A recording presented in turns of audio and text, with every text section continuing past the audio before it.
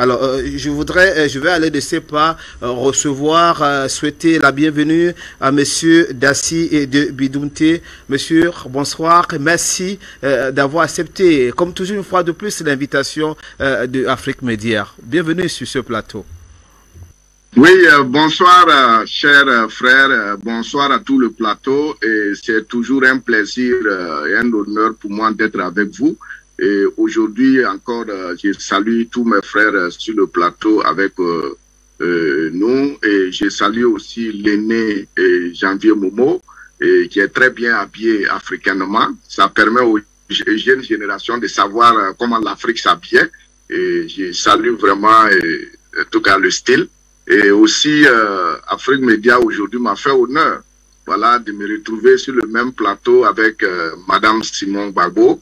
Simone Gbagbo, en tout cas, notre cher aîné, Simone, on était enfant, on l'a vu dans la politique, on l'a vu dans son combat. Et aujourd'hui, être sur le plateau avec une maman comme ça, et je pense que c'est un honneur.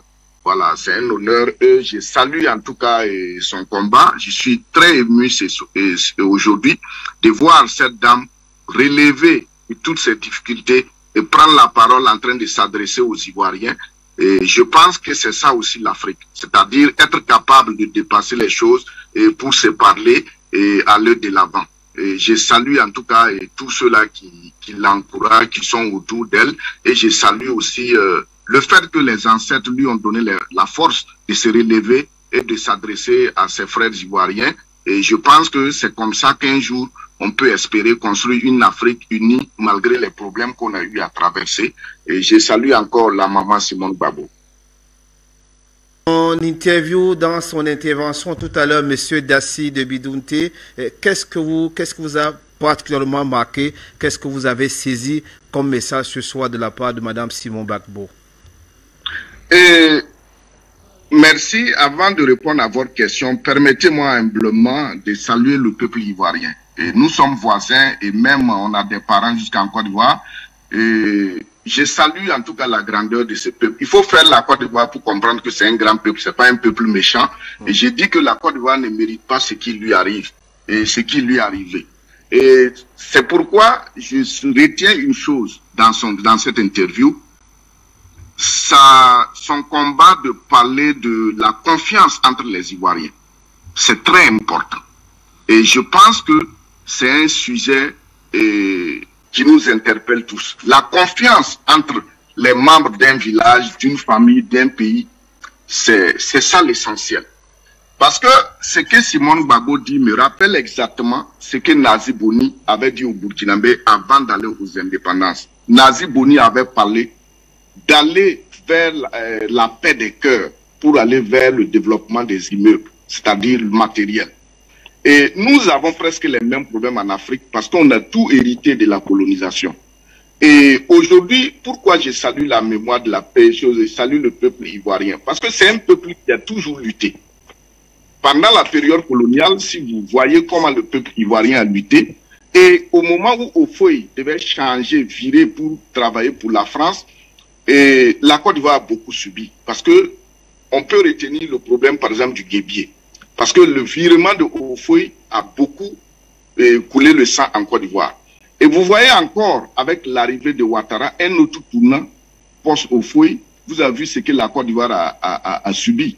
Et aujourd'hui, on parle de crise post-électorale, mais on oublie que la Côte d'Ivoire a connu 10 années de rébellion.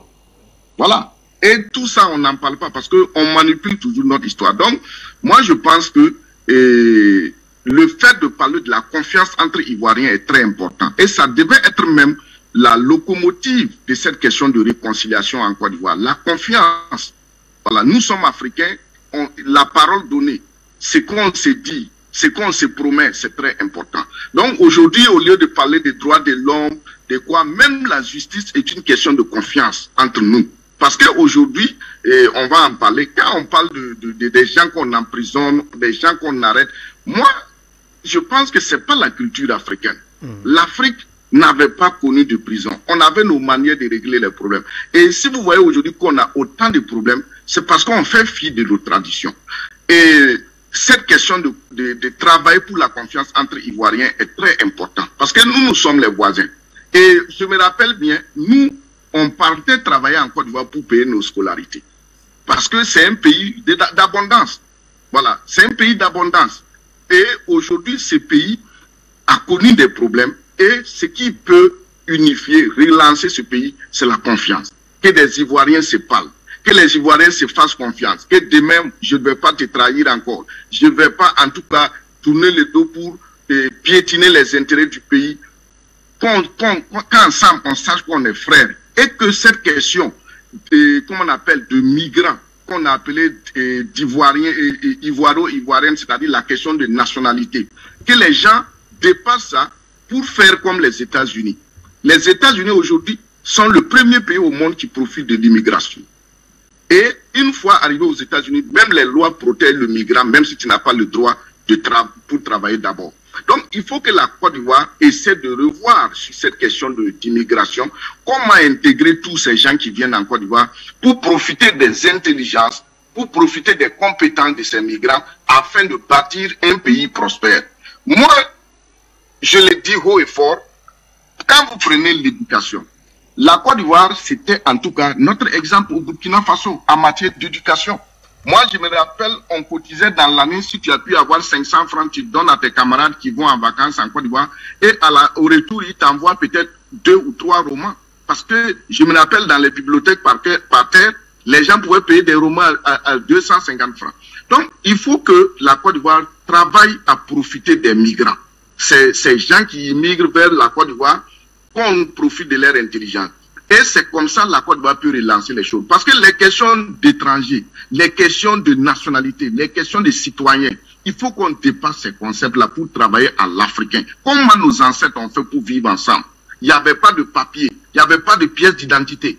Mais par les liens de confiance, par les liens d'amitié, par les liens même de mariage, on a pu construire des villages, des pays de paix. Il faut qu'on revienne là-dessus. Maintenant, ce que je voudrais dire aussi à la maman Simone Gbagbo, faut pas qu'elle oublie, c'est vrai qu'elle est chrétienne, mais il faut pas qu'elle oublie la culture africaine. Il faut qu'elle intègre aussi la culture africaine dans sa vision. Et aujourd'hui, son combat, moi je ne trouve pas ça ex nihilo, c'est-à-dire, comme on le dit, il faut que les femmes fassent la politique. Vous savez que les femmes, ce sont les femmes qui ont construit la Côte d'Ivoire, historiquement parlant. Avec, par exemple, la reine Pokou, quand on rentre dans les mythes fondateurs dans notre histoire.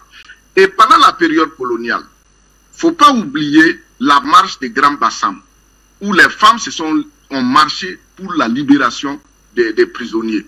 Et même sur les terrains de combat, intellectuellement, beaucoup de femmes ivoiriennes ont travaillé. Donc c'est un pays où les femmes, quand elles se lèvent, vraiment, ça produit quelque chose.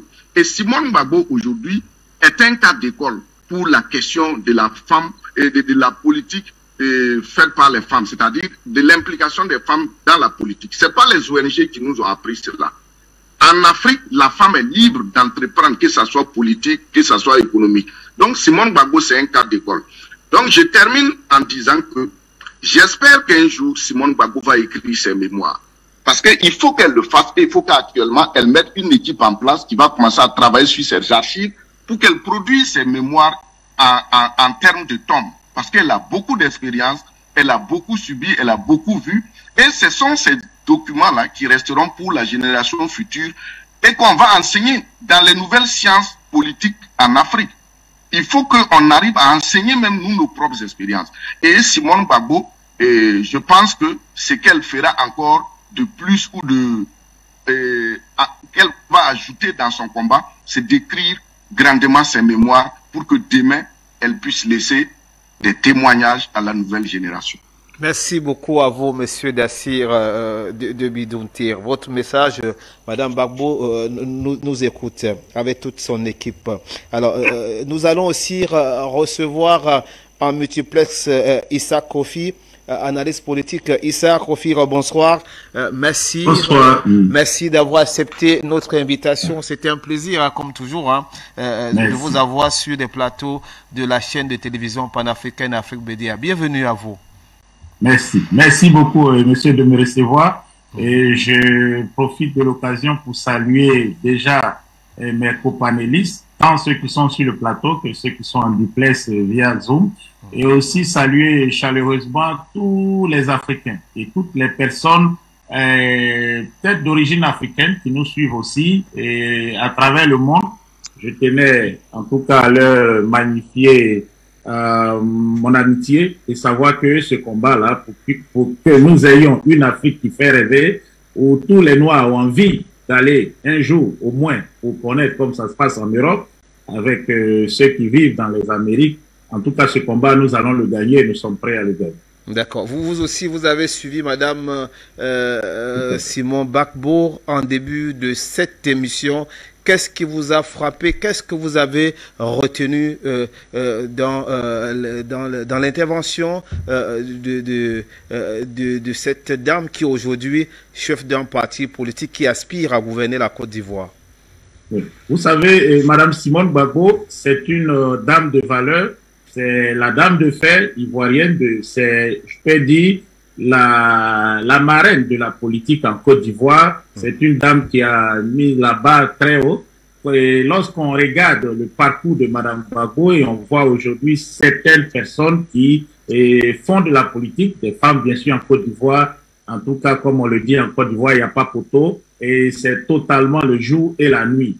Et cette femme-là, elle a marqué l'enfance de beaucoup de jeunes Africains, beaucoup de jeunes Ivoiriens. Tout à l'heure, lorsque nous étions en direct, nous étions environ 2000 personnes. Les gens sont venus spécialement pour l'écouter lorsqu'elle s'est déconnectée. Là, nous sommes à 911 personnes. J'essaie de suivre les chiffres pour les analytiques. Alors, que se passe-t-il? Il y a le parcours de cette dame, il y a son combat. Et depuis une année, des personnes ont voulu je veux dire, limiter tout ce que Madame Simone Gbagbo a fait à un problème de couple. Parce qu'il ne faut pas l'oublier, lorsque le président Gbagbo arrive à l'aéroport d'Abidjan-Port-Boué, ce 17 juin 2021, il y a cette scène qui se passe et qui, ma foi, est celle qu'elle a pu commenter. On oublie le combat politique d'un Laurent Gbagbo qui vient de gagner une bataille. C'est la première fois qu'un Africain part en déportation et à l'occasion de retourner. Tous les grands combattants panafricains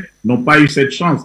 On peut parler de Samori Touré, du roi Béhanzin et d'autres même qui sont même pas sortis du continent, tels que Patrice Lumumba, que le doyen sur le plateau disait, est la référence politique de Madame Simone Gbagbo. Alors aujourd'hui, en Côte d'Ivoire, les gens ont simplement vu cette scène et tout ce héritage politique qu'on peut enseigner à nos enfants, qu'on peut enseigner pour le combat, pour que ce pays-là redevienne une terre où l'Africain, pas seulement l'Ivoirien, l'Africain peut vivre et se développer. Ça, c'est limité à là. J'écoute beaucoup de choses qui se disent et par exemple, c'est par dépit amoureux qu'elle a décidé d'aller créer son parti et ceci et cela. Mais aujourd'hui, elle a convaincu plus d'un sur le plateau. Elle a dit, elle pardonne à M. Alassane Dramane Ouattara. Elle a fait même une semaine de jeûne et de prière pour M. Alassane Ouattara. Et beaucoup de personnes, bon, c'est juste une parenthèse, avaient même dit que elle serait en train de chercher une alliance avec M. Ouattara. Mais elle nous l'a démontré ici qu'elle n'est pas loin des thèses que vous défendez, que nous défendons, c'est-à-dire que l'Afrique puisse être un continent qui se gère un continent qui se gère lui-même, que l'Afrique, où les Africains puissent profiter des ressources naturelles que Dieu nous a données, que les Africains puissent vivre en paix chez eux. Elle n'est pas loin de ce combat. Elle ne peut pas s'allier à M. Alassane Ouattara, qui lui est là comme un contre-maître pour la France qui défend les intérêts français en Afrique. Elle a même utilisé cette analogie du varan. M. Ouattara fait semblant peut-être de construire, mais en fait, il détruit. Donc, je suis sorti de cette interview réconforté, ou plus conforté encore, que Mme Gbagbo prend sa part effective avec un instrument politique, le mouvement des générations capables dans ce combat que nous allons continuer et jusqu'à la victoire. Et il y a aussi un point que j'avais voulu souligner, c'est que, pour répondre à mon frère qui a parlé avant moi, c'est que nous sommes tous dans ce combat pour que l'Afrique puisse avoir sa liberté, renaître de ses cendres. Mais il y a une chose. Moi, qui vous parle, je suis membre du bureau politique du PDCI-RDA. C'est le PDCI-RDA qui a ouvert les frontières de la Côte d'Ivoire, qui a permis à ce que tout le monde puisse venir en Côte d'Ivoire et prospérer. Voulait créer une nation où on peut vivre en toute quiétude après les indépendances, qu'on puisse développer quelque chose que les Blancs, les Européens et nos ex-colonisateurs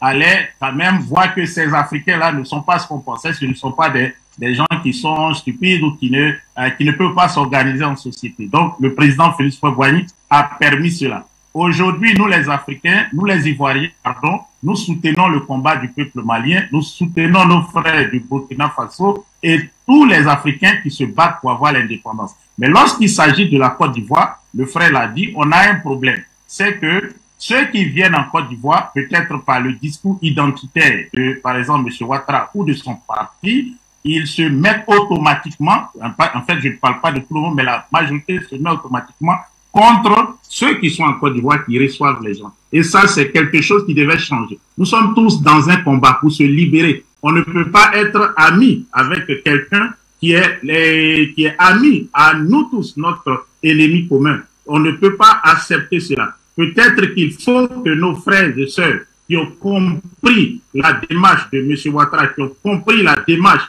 de ceux qui ne veulent pas que l'Afrique se libère, qu'ils parlent à leurs frères plutôt que de parler aux Ivoiriens ou à ceux qui se battent tous les jours pour dire il faut qu'on règle le problème de l'immigration, il faut que, par exemple, on fasse comme les États-Unis. Non, ce n'est pas la même problématique. La Côte d'Ivoire n'a pas de problème d'immigration. Jusqu'en 1990, on a tous vécu en harmonie. Souvent même, vous avez une salle de classe, il y avait plus d'étrangers que d'Ivoiriens. Mais on ne remarquait pas cela. On n'a jamais remarqué cela parce que les noms qu'on porte en Côte d'Ivoire, vous les trouvez dans tous les pays qui nous entourent. C'est lorsque M. Ouattara arrive en 1990 que le problème de qui est étranger, qui est ivoirien ressort. Pas pour des questions déjà identitaires, mais pour des questions économiques, parce qu'il avait besoin d'argent.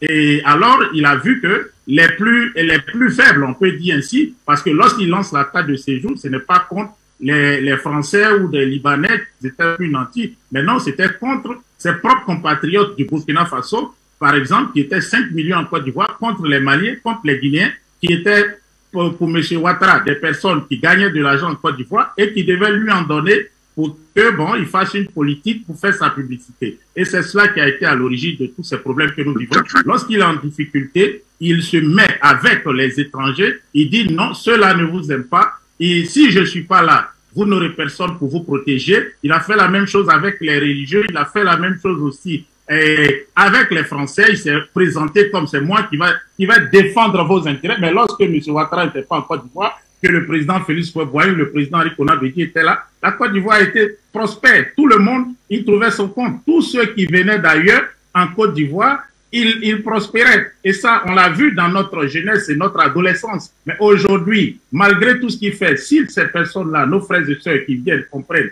qu'en se mettant avec M. Ouattara, eux, ils ne gagnent rien, mais c'est plutôt lui, ceux qui le suivent, de même que leurs amis, tels que la France à l'international, je crois qu'on peut régler ce problème. Il n'y a pas de haine en Côte d'Ivoire. Et je peux le dire fièrement, le président Félix Houphouët-Boigny, il y a eu des moments où, par exemple, mon parti, le PDCI-RDA, pardon, devait choisir un candidat. Ils ont préféré donner la place, par exemple, à Ouenzin Coulibaly de la Haute-Côte d'Ivoire, qui est devenue la Haute-Volta, qui est devenue après Burkina Faso, plutôt que de le donner à un Ivoirien. Donc, on doit être ensemble pour mener ce combat, pour libérer l'Afrique. Après, on est toujours fiers d'être chez soi, d'être sur cette terre. Si on peut gagner de l'argent en Côte d'Ivoire et vivre à l'aise chez soi, c'est bon. Mais il faut éviter, par exemple, de suivre des vendeurs d'illusions tels que M. Alassane Dramane Ouattara. Très bien, c'est entendu. Merci beaucoup à vous, monsieur Isaac Kofir.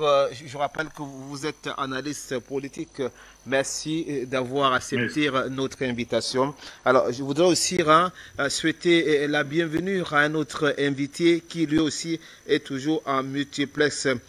Monsieur Groubera Tapir, bonsoir à vous, monsieur. Bienvenue. Vous êtes enseignant, chercheur. C'était un plaisir de vous avoir sur ce plateau comme notre invité de ce débat panafricain. Bonsoir à vous, monsieur. Bienvenue. Bonsoir.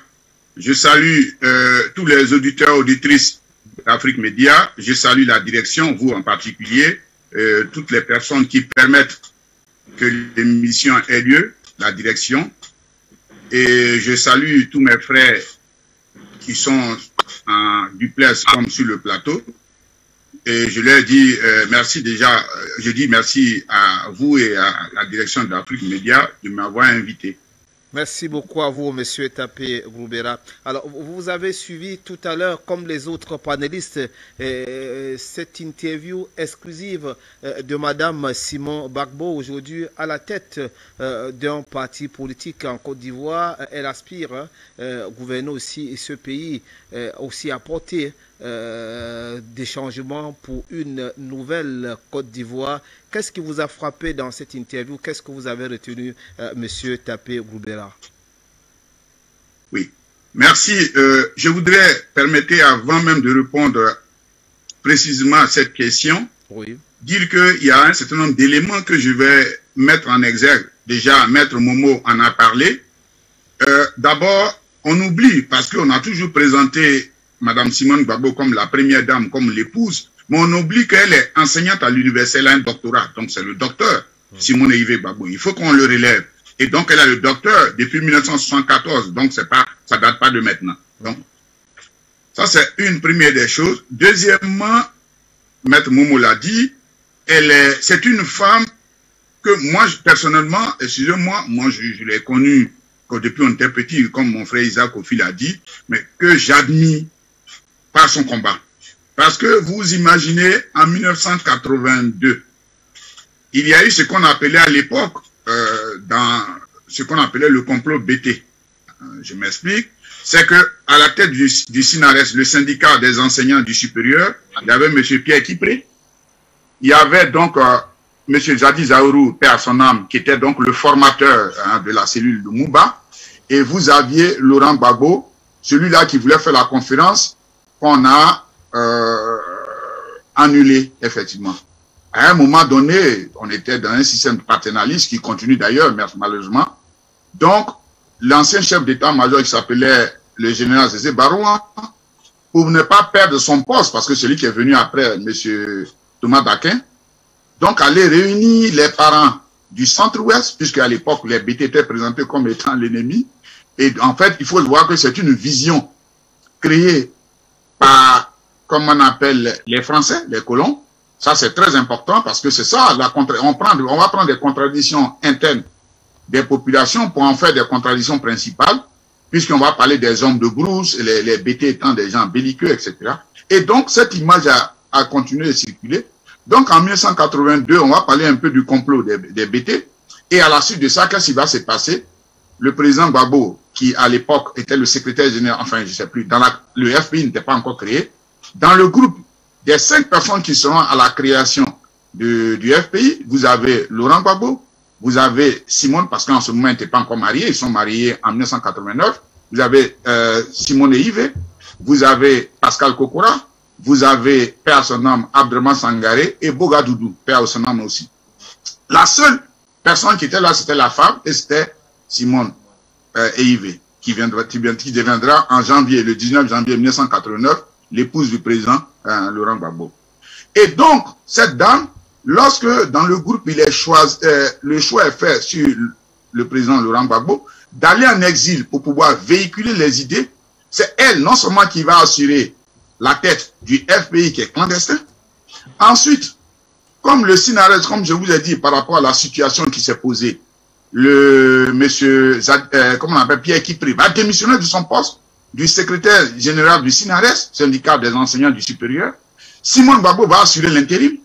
Simone Gbagbo, ensuite, elle avait ses jumelles qui venaient de naître, ça faisait peut-être 6 mois. Vous voyez une femme qui a assuré un rôle politique, un rôle syndical, au moment où Fobonnier est très puissant, où le PDCI est très puissant.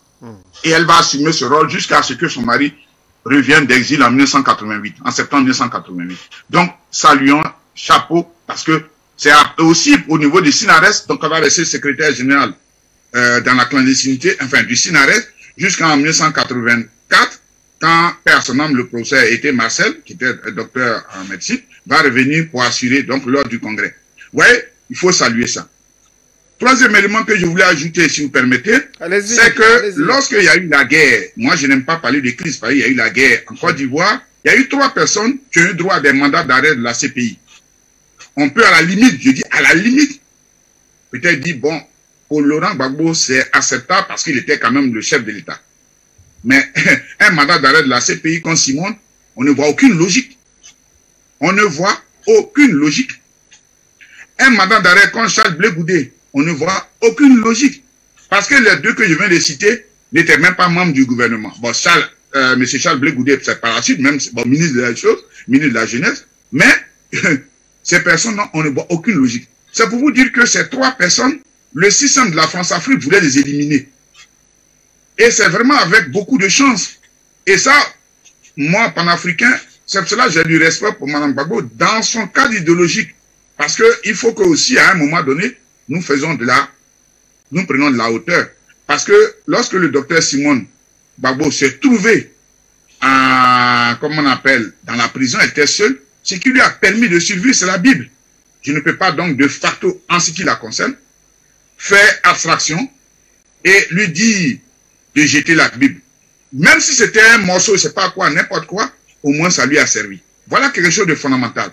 Donc, ces trois personnes ont réussi à survivre. Le président Laurent Gbagbo, je rappelle, vous avez donc le document du 24 mai 2011 de ses avocats, c'était mentionné de la CPI qu'il a été empoisonné. Peut-être même le docteur Simone aussi, Charles Blé Goudé, tout cela, parce qu'il a passé 14 mois dans les geôles de la DST. Et on sait que tout récemment, il y a notre frère Samba David, permettez que je fasse une parenthèse, qui a été empoisonné et qui est en train de lutter pour survivre. Bref, parce que ce régime est un régime qui tue. Il te tue visiblement, ou bien il peut t'empoisonner. Donc cette dame a survécu. Elle est revenue, elle a dit tout à l'heure sur votre chaîne, qu'elle a cette force-là de pardonner. Et tout simplement, c'est quelque chose de fort. Le philosophe et sage Amadou Apateba disait, la beauté d'un tapis provient de la diversité de ses couleurs. Je reprends, la beauté d'un tapis provient de la diversité de ses couleurs. Et souvent, les Ivoiriens, peut-être je pense que c'est un peu diffusé un peu en Afrique, on dit beaucoup de viande dans une sauce, ça ne gâte pas la sauce. Donc, je suis content qu'elle ait décidé aussi d'avoir son parti politique. Parce qu'il faut que les gens le sachent. Simone, le docteur Simone a souffert. Et au niveau, je rappelle aussi que le système, là, beaucoup dénigré, j'ai parlé du fait qu'on voulait la tuer, on lui a collé les escadrons de la mort. Pour ceux qui ne le savent pas, elle et le président Laurent Gbagbo ont gagné le procès à Paris, non, au tribunal de Paris, le 5 avril 2006. Ils ont gagné contre le journal Le Monde. Et on a dit au journal Le Monde, ils ont été gentils de donner 1 euro symbolique et même de publier, comment on appelle, ce procès qu'ils ont gagné. Donc si c'était en Côte d'Ivoire, on avait dit que ça a été bafoué. Parce qu'on les accusait à tort d'être à la base des escadrons de la mort. Ils ont gagné le procès le 5 avril 2006 comme on appelle, au tribunal de Paris. Donc, ce sont les éléments qu'il faut relever. En ce qui concerne son parti, nous avisons et nous sommes contents. D'ailleurs, vous avez vu, moi, j'aurais été quand même étonné de voir que le docteur Simone et Yves Gbagbo ne soient pas dans la lignée panafricaine. Parce que, pour ceux qui ne le savent pas, nous avons eu la chance, à l'époque, de bénéficier, je montre ici, proposition du FPI de 1987, qui est ce que j'appelle le livre originel. Dans ce livre, quand vous lisiez, vous allez voir que, et Simon, le docteur, je ne vais pas prendre le temps pour lire tous ces éléments-là, la question des États-Unis est posée dans ce livre-là. Dans le FPI, donc, ça veut dire que les membres fondateurs, la question est posée. Donc, vous voulez parler des États-Unis d'Afrique? Des États-Unis d'Afrique. D'accord. C'est posé dans ce livre. Voilà. Je ne veux pas, si vous voulez, je peux lire les pages, si vous voulez. Mais la question des États-Unis est posée. La question du franc CFA est posée. La question des bases militaires est posée dans ce livre-là, qui est que je peux appeler le socle des propositions du FPI de 1987. C'est posé. Et dans ce livre, donc, puisque eux, ils ont amassé les documents, ils ont écrit et ils ont envoyé à l'époque au président Laurent Gbagbo qui était en exil. Et c'est comme ça, ce premier livre que je conseille aux uns aux autres de lire. Moi, je serais étonné que le docteur Simone Yves Gbagbo ne dise pas que sa position datant ne soit pas dans la cohérence. Donc, c'est pour vous dire que c'est même dit, je prends cette partie, que à l'époque, le FPI il prend l'engagement solennel de bouter hors de Côte d'Ivoire la base du 43 Bima installée contre la volonté des peuples de Côte d'Ivoire. C'est écrit. Je peux vous citer encore d'autres éléments. La question des États-Unis d'Afrique, dans le livre, il est dit que, à défaut de pouvoir faire les États-Unis d'Afrique, déjà on peut commencer par les régions. Vous voyez que des idées, ils sont. Donc, il y a un certain nombre de la question de la diversité vis-à-vis des choses. La monnaie, dans ce livre, c'est dit que la France ne doit pas faire partie du franc CFA. Si, ça dit qu'on peut continuer, peut-être l'idée, changer certainement de nom, comme on avait proposé au niveau de l'ECO, mais la France n'a pas son rôle dedans. C'est écrit noir sur blanc dans ce livre. Si vous permettez un jour que vous le voulez, moi je peux me permettre de lire quelques passages et puis... D'accord, on le fera cette donc pour vous dire qu'elle est cohérente. Voilà, elle est cohérente. Maintenant, je ne pas, puisque la question essentielle que vous avez posée, elle est relative à, comment on appelle, à son parti. Oui. Et elle a défini donc 3 éléments. La conquête du pouvoir, la transformation des mentalités des Ivoiriens, le développement de ce pays. Bien évidemment, c'est normal, un parti, son objectif premier, c'est la conquête du pouvoir, sinon ça ne sert à rien. La transformation des mentalités, évidemment, c'est quelque chose de fondamental. Parce qu'aujourd'hui, une chaîne comme Afrique Média, ce n'est pas parce que vous m'invitez chaque fois, mais il faut le dire. Je rappelle que si déjà en 2010, si la chaîne Afrique Média était là, je suis sûr que la donne au niveau de la guerre qui a eu lieu en Côte d'Ivoire aurait changé. Parce qu'aujourd'hui, c'est ce support-là que nous n'avions pas. Nous n'avions pas la possibilité nous-mêmes de parler. Parce que comme disait Lozili Cheikh Anta Diop, c'est que nous avons toujours des référents par rapport aux autres. Quand on lui a posé à l'époque la question, est-ce que sa thèse, je parle de Lozili Cheikh Anta Diop, est-ce que sa thèse, est-ce que les autres l'ont accepté? Il dit, c'est ça le véritable problème. Nous avons besoin toujours d'un maître. Or, aujourd'hui, Afrique Média innove. Afrique Média nous invite. Nous ne disons pas que nous avons la science infuse, nous avons tous les éléments, mais notre petite contribution permet aux uns aux autres soit d'affûter les arguments ou bien de les renforcer. Vous voyez, c'est très important. Nous, c'est pas ça que les gens nous ont eu, parce qu'on a diffusé ces informations. Donc, ça c'est très important d'avoir ces différences. Donc, la transformation des mentalités, Afrique Média, c'est d'ailleurs pour ça qu'à la fin, elle a dit qu'elle félicite et qu'elle Afrique Média. Parce que c'est à travers Afrique Média que vous allez présenter des choses qui sont nécessaires et d'autres qui sont futiles. Parce que c'est ça aujourd'hui. Pour pouvoir distraire les Africains, on va montrer des choses qui sont futiles, inutiles. Alors qu'il y a des choses qui sont essentielles. Pour pouvoir distraire les Africains, on va présenter les problèmes comme grandioses. Vous savez, par exemple, j'ouvre cette parenthèse, on va parler de la question de la monnaie comme étant quelque chose d'expert. Comme si la première banque a été faite en 1640 en Angleterre, s'il y avait une seule personne qui avait le bac. Non, aucun Anglais n'avait le bac. Donc, pour constituer une banque, pour faire la banque, on n'a pas besoin d'être des experts. Comme si on avait construit un bâtiment spécial pour construire cette banque. Non, pas du tout. Donc, pour vous dire qu'effectivement, le travail que vous faites, c'est ça la question de la formation des mentalités. C'est de permettre aux gens d'échanger, de savoir qu'effectivement, à côté, il y a tel. Et que les Africains ne sont pas ceux-là dont leur histoire se résume à 2 éléments, qui sont, je vais l'appeler, une goutte dans l'histoire de l'humanité. Parce qu'aujourd'hui, nous parlons du calendrier africain qui est de 6259 ans, un calendrier africain, alors que quand on parle de ce qu'on appelle l'esclavage et de la colonisation, c'est 500 ans. Donc, c'est vraiment rien par rapport au devenir. Donc, tous ces différents éléments, il faut aussi que les Ivoiriens le savent. Savoir aussi que, par exemple, la question de la confiance en soi, c'est ça. Ça, c'est la confiance. Avoir confiance en soi. Avoir confiance en Ivoiriens. Et c'est pour cela, tout sur votre chaîne, je l'ai toujours dit, je dis que la question de la réconciliation doit passer par 2 étapes. La question de la vérité et ensuite de la justice. Et c'est ce que le docteur Simone Gbagbo a dit. Et tous mes frères l'ont dit, que ce soit, que tous mes frères et mes prédécesseurs. Parce que ce qui s'est passé en Côte d'Ivoire, il faut qu'on nous dise pourquoi on a pris les armes, qu'est-ce qui s'est passé. Et puis, véritablement, les choses vont aller. Ensuite, il y a la question, comme on l'a dit, de justice. Elle a dit, il y a des gens qui ont perdu. Je pense toujours, je répète, à longueur, ce n'est pas, je ne suis pas un ouais, mais je dis que le peuple ouais a eu droit à 3 génocides. Un génocide humain, un génocide de patrimoine et un génocide culturel. Il y a donc des nombreux exilés dont parle le docteur Simone Gbagbo. Ces personnes doivent regagner leur lieu où leurs ancêtres ont été et il y a certaines personnes de leur famille qui certainement sont décédées, il faut qu'ils retrouvent ces personnes pour qu'ils aient, ces personnes aient comment on appelle, une sépulture digne. Donc, voilà tous ces différents éléments. Il y a les choses qu'on a arrachées aux gens, à Boaké, partout, etc. Il faut qu'on restitue cela. Donc, vous voyez que ce qui en est, c'est que c'était un chantier, comme on l'a dit, c'était un grand chantier, et que les Ivoiriens n'attendent que ça, les Africains n'attendent que ça. Et que nous sommes véritablement fatigués d'avoir des dirigeants à la tête de nos États qui prennent des décisions ailleurs. Je l'ai dit sur votre chaîne, la question des 49, moi qui suis un petit individu, le docteur Simon Gbagbo, qui est, comment on appelle, quand même une grande personne politique, elle dit, elle n'en sait rien. On l'a répété, on le continue de le dire. Monsieur Ouattara et son gouvernement n'ont jamais, je dis bien jamais, pris la peine d'expliquer aux Ivoiriens ce qui s'est passé à les 49, comment on appelle, soldats ivoiriens.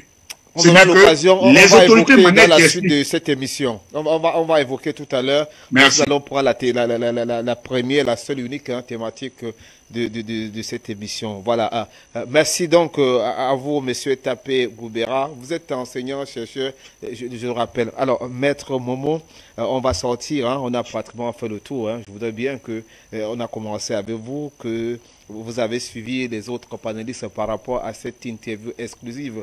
Alors, qui vous ont aussi, qui vous ont, je voudrais pas, qui vous ont également marqué. Alors, qu'est-ce que on peut retenir pour pouvoir sortir définitivement de cette première partie? Non, vous savez, s'il faut parler de Madame Hervé Barbeau, s'il faut écrire tout ce qu'elle a fait, ça sera aussi volumineux, aussi vaste que le Capital de Karl Marx. Donc, tant sur le plan de la forme que sur le plan du fond.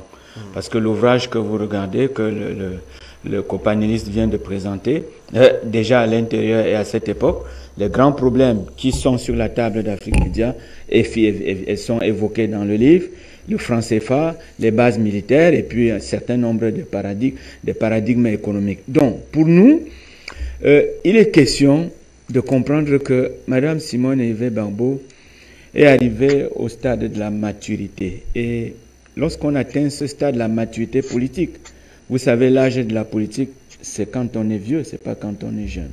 Le vrai âge de la politique. Donc, elle est arrivée à un moment où elle a conjugué un certain nombre d'événements, elle a conjugué un certain nombre de préceptes, elle a conjugué un certain nombre d'expériences, étant aujourd'hui, on peut dire, une des rares survivantes. Parce que quand on vous parle de Pierre Kipré, quand on vous parle d'Émile Bogadoudou, quand on vous parle de Pascal Kokara, tous sont des combattants avec qui elle a cheminé. Oui, des combattants avec qui ils ont mis sur pied les bases essentielles du Front populaire ivoirien. Donc, je disais tantôt qu'elle a atteint un stade où, à un moment donné, elle avait besoin véritablement d'affirmation. Et nous disons, très souvent, quand on vous donne du citron, en pensant que ce citron peut agacer vos dents, faites l'effort de transformer le citron en citronnade. Et je pense que le MGC, c'est la citronnade de Mme Hervé Barbeau. C'est-à-dire un jus qu'elle boit à satiété, parce que c'est un jus qui n'agace pas ses dents et celui de toutes les personnes qui sont censées la suivre. Et un autre enseignement, parce que c'est une enseignante, la politique du Varan, c'est-à-dire ouvrir la route de sa bouche et puis effacer, détruire la route de sa queue. Ça, c'est très significatif et nous pensons en avoir beaucoup appris. On pensait que du haut de nos formations et de nos propres expériences, on avait déjà tout entendu, mais aujourd'hui, c'est un autre enrichissement. Alors, nous disons, pour sortir, enfin, que Mme Simone Hervé Barbeau est une femme qui vient de nous étonner. Le pardon est une dimension spirituelle qu'il faut beaucoup travailler l'intérieur pour atteindre le stade du pardon véritable. Le pardon qu'elle dit avoir accordé à tous ceux qui de près ou de loin l'ont combattu et lui ont fait du mal dans sa conscience, sur le plan physique. Je répète, c'est une dimension spirituelle qui s'acquiert avec beaucoup de travail interne. C'est-à-dire, lorsque vous revenez dans l'introspection, lorsque vous rentrez dans vous-même, pour sortir ce pardon, il faut avoir beaucoup de travail à l'intérieur et traverser beaucoup de barrières internes. Et je pense que pour moi, c'est l'essentiel de ce qu'on peut retenir. Parce que c'est ce pardon qui manque à la Côte d'Ivoire. Mais oui, et vous savez, parce que le manque du pardon détruit dans la vie. Mais regardez la France, les relations entre la coopération française et africaine. Mais c'est le manque du pardon qui fait en sorte que la France continue à se raidir le cou, à croire que ses épaulettes sont aussi costauds au point où elle n'est pas dans des positions de demander pardon dans les blessures de sa coopération avec l'Afrique. Et nous disons que tôt ou tard, j'ai dit tôt ou tard, ce pardon interviendra. Parce que le fait de continuer à dire, de regarder notre passé avec courage, et je reprends là les termes de Macron en Algérie, il y a quelques jours, regardez l'histoire des relations avec la France avec courage, tant qu'il n'y a pas le travail à l'intérieur qui fait ressortir ce pardon dont parle Dr Simone Hervé Barbeau, ce sera un leurre, la coopération elle sera superficielle, elle n'aura pas d'épaisseur spirituelle, donc elle n'aura pas une base spirituelle solide. Et vous savez mieux que moi que les pyramides qui ont été construites en Égypte par nous les Noirs, c'était à partir d'une base spirituelle solide, base à laquelle la science s'y est ajoutée. Donc pour nous, MGC de Mme Simone Hervé Barbeau, nous, Afrique Média, lui souhaite longue route et réussite sur son chemin. Très bien, entendu. Message lancé. Madame, monsieur, merci donc à vous, chers panélistes. Merci aussi à vous, chers téléspectateurs. Vous êtes très nombreux à nous recevoir chez vous. Et vous êtes aussi très nombreux à travers le monde à nous recevoir à travers les réseaux sociaux. Vous êtes aussi très nombreux à nous écrire. Nous avons tous vos messages. Malheureusement, on ne peut pas les lire. Continuez à nous écrire. Nous le prenons au sérieux, même vos remarques. Merci. Donc, nous restons en Côte d'Ivoire et pour prendre donc la seule et unique thématique de cette émission, l'occasion donc faisant le larron avec ces questionnements autour de l'arrestation de Pulchérie Gbalette, une icône de la société civile en Côte d'Ivoire, présidente de l'ONG Alternative Citoyenne Ivoirienne. Pulchérie Gbalette a été arrêtée il y a quelques jours et incarcérée après un séjour au Mali où elle a rencontré d'autres leaders de la société civile pour parler de la situation des ressortissants ivoiriens et maliens dans les deux pays, au cœur donc les deux pays au cœur d'une tension persistante. La tension elle est très vive entre Bamako et Abidjan. Séjour de cette dame pour parler aussi de l'affaire des 49 militaires ivoiriens arrêtés à l'aéroport de Bamako et accusés par les autorités du Mali d'être en mission de déstabilisation du pays. Alors, de retour donc de ce séjour au Mali, la militante des droits de l'homme, la figure de contestation démocratique en Côte d'Ivoire, a été piégée et arrêtée et des lourdes charges pèsent contre elle. Comment donc comprendre cette arrestation qualifiée presque par tous de arbitraire? La question, nous la posons à tous les panélistes de cette émission. Je voudrais peut-être commencer par vous, Isaac Kofi. Vous êtes analyste politique, vous avez suivi l'actualité de cette arrestation. Peut-être avant de répondre à ces questions, cette arrestation qu'on qualifie d'arbitraire, est-ce que vous pouvez essayer déjà de fixer les téléspectateurs? L'objectif de cette émission, c'est de faire comprendre et de savoir où on va concrètement. Qui est vraiment Pulchérie Gbalette en Côte d'Ivoire et qu'est-ce qu'elle fait concrètement?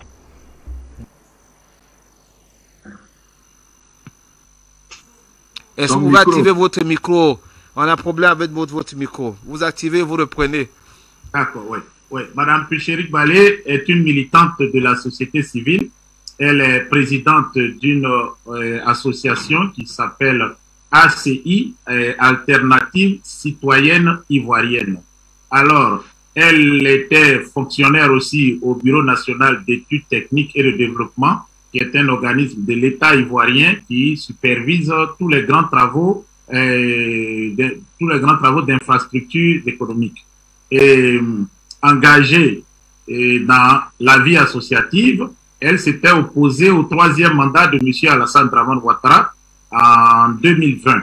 Donc, c'est ainsi qu'elle avait lancé un premier mot d'ordre pour dire non à au viol de la Constitution, parce que M. Ouattara, qui avait terminé son 2e mandat, et lui-même l'a dit, qu'il ne serait pas candidat, ceux qui ont rédigé cette Constitution aussi s'étaient prononcés à ce sujet. Alors, M. Ouattara, qui revenait sur sa parole le 6 août 2020, Mme Balé a fait une conférence le 8 août 2020 pour demander aux Ivoiriens de sortir pour dire non à cette violation de la Constitution le 13 août 2020. Et bien avant que cette manifestation ait lieu, elle était déjà sur votre chaîne, sur Afrique Média, et j'étais aussi ce jour-là présent. Et c'est à la suite de cette intervention que les services secrets ivoiriens l'ont géolocalisée à travers la connexion Internet. On savait qu'elle était là, qu'elle intervenait. Donc, ils ont essayé de faire une triangulation et ils sont allés l'arrêter à l'hôtel puisqu'elle avait quitté son domicile. Elle avait reçu des menaces. Donc, elle se trouvait dans un hôtel d'où elle était intervenue ce jour-là même sur Afrique Média. Alors, que va-t-il se passer? Elle est incarcérée durant 9 mois sans jugement, sans être même présentée à un juge, ni d'instruction, encore moins s'il y a là un flagrant délit présenté à un juge ou un jugement tout court. Après 9 mois, lorsque M. Ouattara a atteint son objectif, c'est-à-dire se maintenir au pouvoir pour un 3e mandat illégal, il va la libérer. Elle est libérée sans condition, c'est-à-dire qu'il n'y a pas de contrôle judiciaire. Alors, lorsqu'elle sort, elle était déjà une icône, puisque beaucoup de personnes la connaissaient, les organisations de défense des droits de l'homme aussi la connaissaient, et elle a continué dans ce qu'elle faisait avant d'être incarcérée, c'est-à-dire se battre pour le quotidien de ses compatriotes, se battre pour les choses qui ne vont pas. Son dernier combat, c'était contre la vie chère. Elle avait entamé des journées ville morte, mais bien avant cela, je tenais aussi à le préciser, lorsqu'elle est sortie de prison, elle avait perdu son emploi. Donc, elle vivait avec l'aide, par exemple, que certaines personnes de bonne volonté lui donnaient, mais elle n'a pas craqué, elle n'a pas abandonné le combat. Et nous sommes arrivés en juillet 2022, elle organise une autre journée ville morte. À la suite de cette journée, elle est remarquée par des activistes qui sont au Mali, qui eux aussi suivent ce qui se passe en Côte d'Ivoire, les difficultés des Ivoiriens.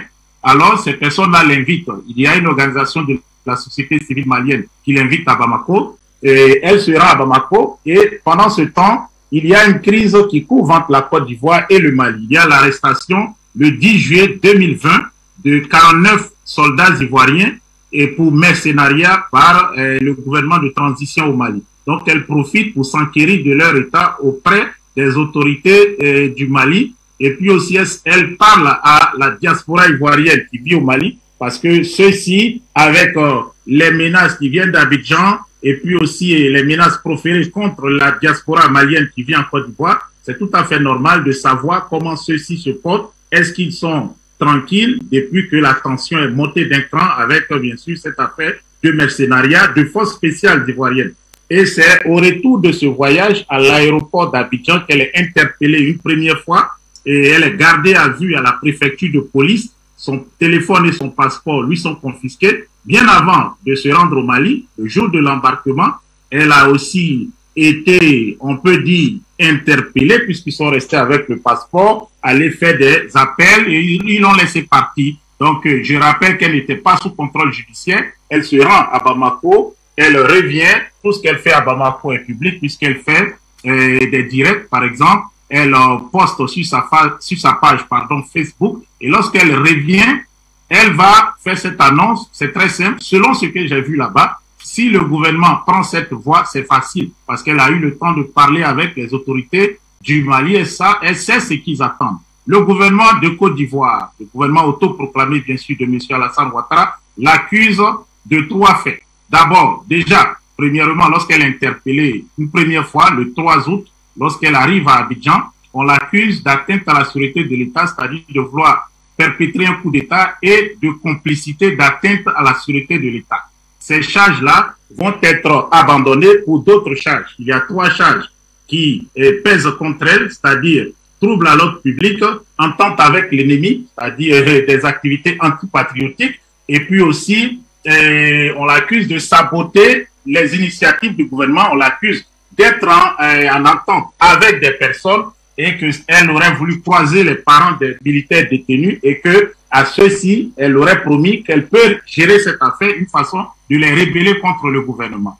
Mais tout cela, comme vous pouvez le savoir, c'est une machination parce que, pourquoi je le dis, on ne fait pas des affirmations gratuites. Il y a son fil d'actualité WhatsApp, ces messages qui sont publiés par des activistes proches du RDR. Et on se rend compte que ces messages ont été falsifiés parce que moi qui vous parle, j'ai eu à communiquer avec Mme Balé puisque nous l'avons invitée. Elle n'a pas de photo, par exemple, sur son profil.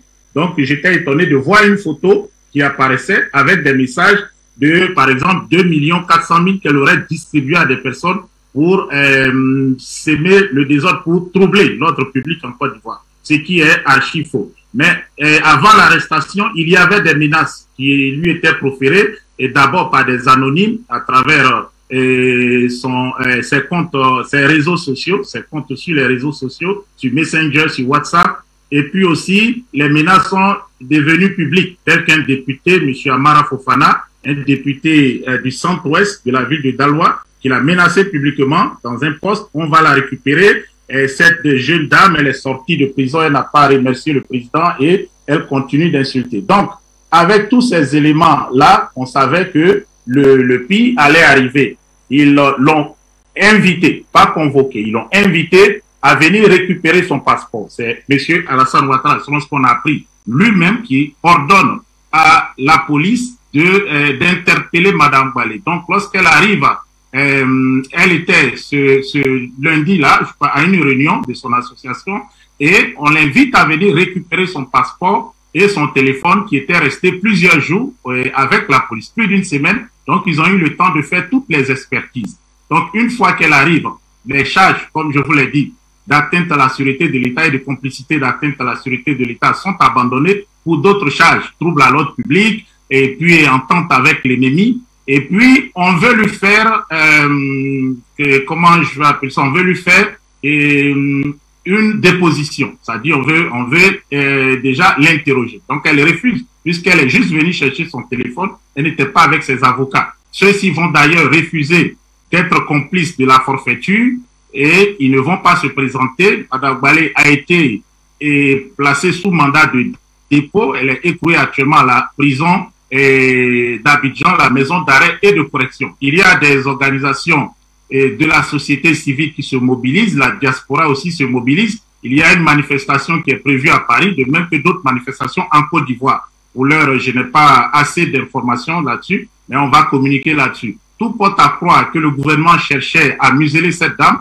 l'empêcher de s'exprimer, peut-être parce qu'elle aurait écouté des choses à Bamako, ou elle aurait vu des choses, bon, parce qu'elle a refusé à nous de nous donner des informations. Je pense que elle savait que peut-être ce qu'elle savait pouvait lui apporter des problèmes. Elle essayait à sa manière de régler la situation. Mais le gouvernement ivoirien a pris cette décision. On se rend compte que en Côte d'Ivoire, il n'y a pas de liberté d'expression. D'ailleurs, l'article 26 de la Constitution permet à toute personne qui est membre de la société civile de s'intéresser aux problèmes qui touchent à la vie de la nation. Il y a aussi d'autres articles dans la Constitution qui permettent la libre circulation des personnes, des Ivoiriens. Et je rappelle qu'elle n'était pas sous mandat de dépôt. Le procureur rappelle qu'elle a été libérée, mais il ne nous dit pas sous quelles conditions. Et si elle était sous mandat de dépôt, pourquoi à l'embarquement au départ pour Bamako, si elle est interpellée, on lui permet de continuer le voyage? Parce que lorsque vous êtes sous contrôle judiciaire, vous ne pouvez pas quitter le territoire. Pourquoi on lui permet de sortir? Et c'est au retour qu'on l'interpelle. Tout porte à croire que c'est juste une machination du pouvoir en place. Donc, c'est les circonstances de l'arrestation. Et je pense que c'est quelque chose d'assez triste. Cela montre que la Côte d'Ivoire s'est encore plus plongée dans la dictature et qu'il faut faire quelque chose pour que cet état de fait puisse prendre fin. Monsieur Isaac Kofir, pour ce déroulé des faits, qui nous permet à la fois de connaître qui est pratiquement Chérif Balé et aussi ce qui s'est passé concrètement et pour nous situer, pour qu'on sache où on en est aujourd'hui avec ce qui se passe, avec cette actualité en Côte d'Ivoire. Alors, Monsieur Tapé Groubera, alors dites-nous un peu. Vous venez de suivre Isaac Kofir tout à l'heure. Est-ce que vous avez aussi le sentiment que le gouvernement cherchait à museler cette dame? De votre point de vue, elle avait quel genre d'informations pour qu'on puisse la museler? Ok, merci. Mais d'abord, excusez-moi si j'ai cette procédure, je voudrais lire quand même quelques éléments du communiqué du procureur de la République d'Abidjan. C'est très important pour que nous comprenions. Dans le communiqué, d'abord, ils disent, ça commence, depuis le 19 août 2020, Dame Chérif Balé se disant membre de la société civile. Vous voyez? Donc, c'est depuis 19, enfin ici. Puisque tout à l'heure, mon frère Isaac Kofi a développé que c'est à la suite du troisième mandat illégal et illégitime de M. Alassane Draman Ouattara qu'elle est membre de la société civile. Et ce droit est reconnu par la Constitution. Il a parlé de l'article 26 que je vais citer. On dit la société civile est une des composantes de l'expression de la démocratie. Elle contribue au développement économique, social et culturel de la nation. Donc, ça veut dire la Constitution, l'article 25 le reconnaît. 26 le reconnaît. Donc, ça se titre. Ce n'est pas qu'elle est soi-disante, mais c'est une réalité. Vous voyez comment un procureur peut raconter ces histoires qui sont là. Donc, voilà pourquoi elle a passé 8 mois en prison. Parce que quand vous regardez, on dit qu'elle a été poursuivie pour des faits d'atteinte à l'ordre public, participation d'un mouvement insurrectionnel, atteinte à l'autorité. Mais on oublie que au moment où on arrêtait Mme Chérif Balé, il y avait un bac à vert.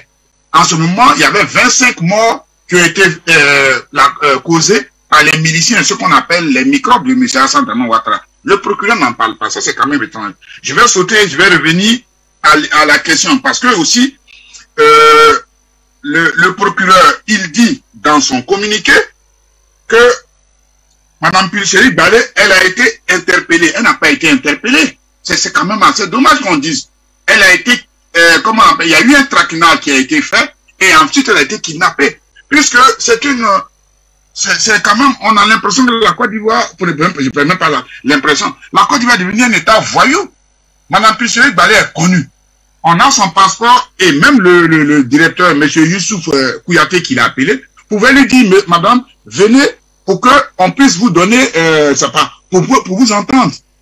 Mais non, on l'appelle pour lui dire de venir pour récupérer son passeport et son portable qui a été confisqué depuis la nuit, enfin du 3 au 4.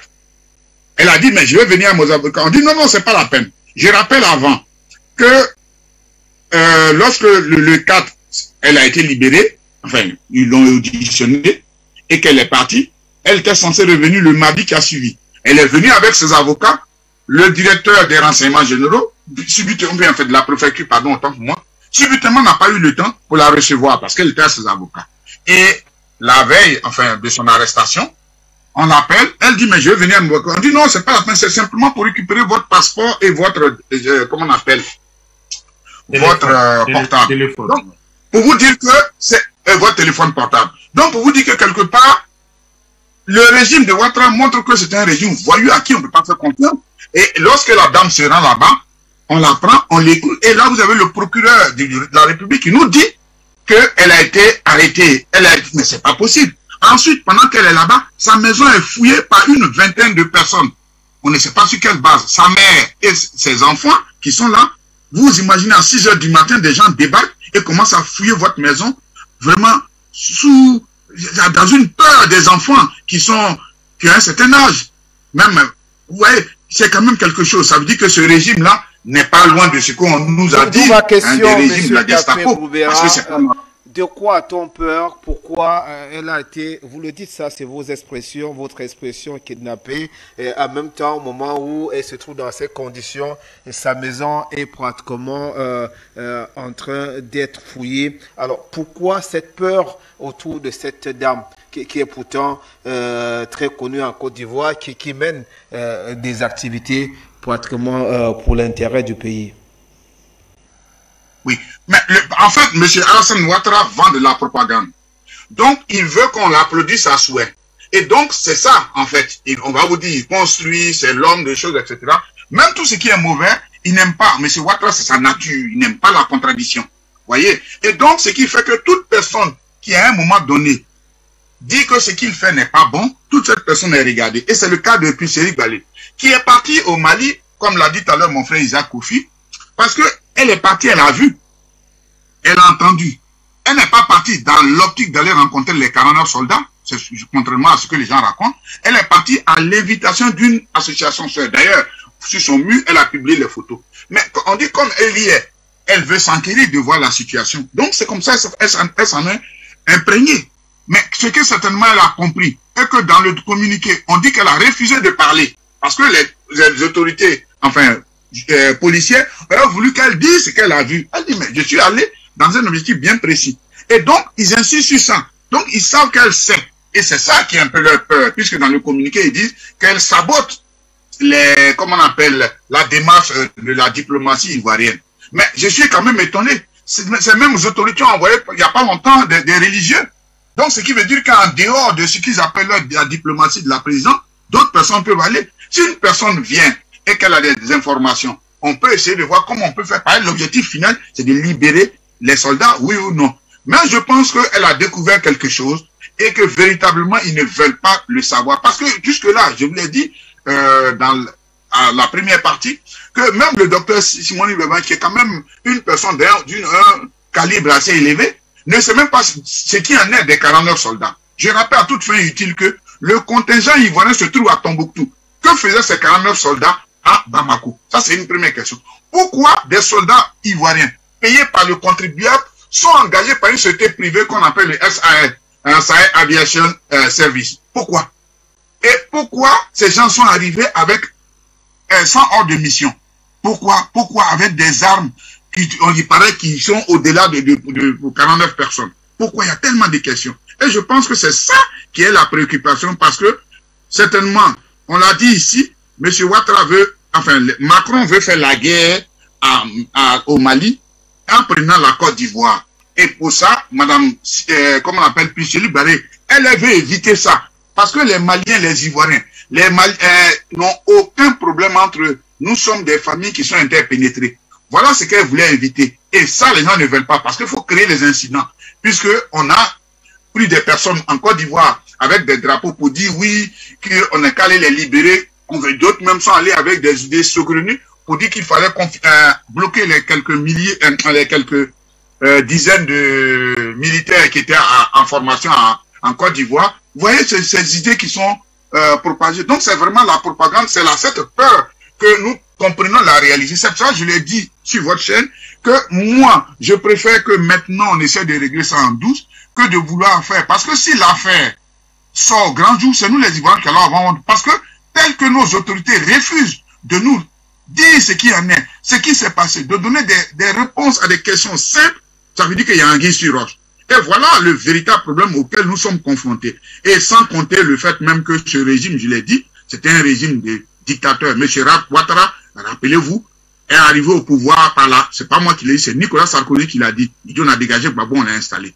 En 2015, M. Ouattara a été, comment on appelle, candidat, alors qu'il ne pouvait pas, compte tenu de ce qu'on appelle l'arrêté Tiakonde, ce qu'on appelle le parallélisme des formes. Il n'a pas, jusqu'à où je vous parle, l'arrêté de 2000 est encore pendant, alors qu'on n'a pas supprimé, on a dit, et comme il a été candidat, il peut être candidat. Et en 2020, on a vu qu'il a été candidat par, je veux dire, par défaut. Je sais pas où tout ça est trouvé. Et donc, c'était une dictature qui est là, qui est installée. Donc, il faut véritablement aller dans le sens de ce que dit M. Ouattara. Vous avez des procureurs qui font des communiqués qui n'ont rien à voir avec la réalité. Donc, c'est cette peur que Mme Picheri Balé incarne. Elle veut faire prendre conscience aux Ivoiriens qu'ils ont les possibilités. Elle veut prendre conscience aux Ivoiriens qu'il y a des choses qui ne sont pas normales. Je rappelle à toute fin utile que quand vous prenez par exemple l'article 11 de la Constitution ivoirienne, on doit, lorsque quelqu'un a un espace et qu'on lui arrache cet espace, à l'État lui arrache pour construire une route, on doit le dédommager. C'est l'article 11 de la Constitution. Mais ça ne se fait pas. On vous dégage, vous dégagez, etc. Il y a tellement de choses. L'article 22 dit on ne doit contraindre aucun Ivoirien en exil. Mais on continue de le faire. Vous voyez, c'est une nature dictatoriale de ce régime-là. Donc, ce qui fait que toute personne comme Mme Picheri Balé, qui essaie d'aller de dire, de proposer d'autres solutions, ça les énerve. Et c'est comme ça, ils font sortir les pics, les élections avec, donc Ouattara utilise tout, hein, la justice, les policiers. Vous avez, on va kidnapper une personne, alors qu'on pourrait lui donner une invitation en bonne due forme pour venir. Tel n'est pas le cas. Donc c'est cette peur-là, au risque de me répéter, de ce que certainement elle a vu, qui ne veulent pas que nous sachions.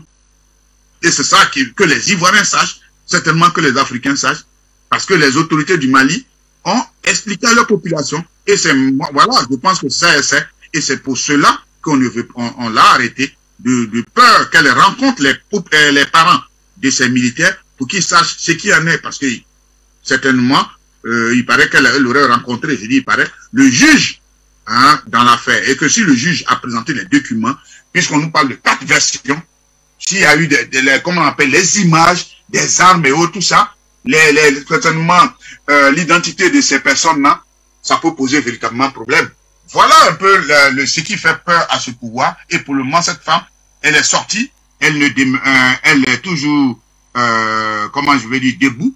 Et le Mali, il y a eu, comment on appelle, une injonction de Macron qui a dit à ses mandants, à ses mandatés, de ne pas reconnaître le Mali. Et donc, M. Ouattara, dans cette logique, donc c'est pour ça qu'il parle de l'ennemi. Comment le Mali peut devenir l'ennemi de la Côte d'Ivoire? Ce qui veut dire que toute personne qui se rend au Mali aujourd'hui est une personne suspecte qui va être arrêtée. Voilà, donc on pourrait dire ce qui effraie le régime de M. Hassan Dramane Ouattara, et que malheureusement, les atteintes aux libertés des personnes est une continuité depuis 2011 que M. Ouattara a fait le coup d'État du 11 avril 2011. D'accord, merci donc à vous, M. Tapé Roubera. On va aussi essayer un peu de prendre la position sur ces questions des autres panélistes. M.